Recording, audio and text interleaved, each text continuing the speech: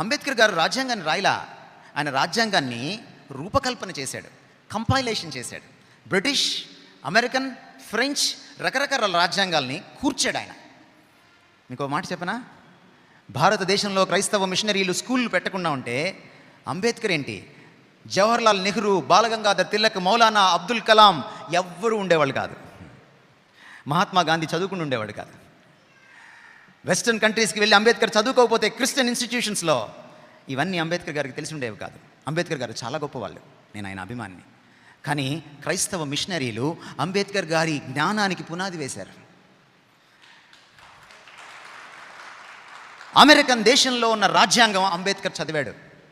Social స్టడీస్లో, హ్యుమానిటీస్లో ఒక ప్రశ్న ఉంటుంది, the constitution of India is a copy of British constitution, why, explain అని.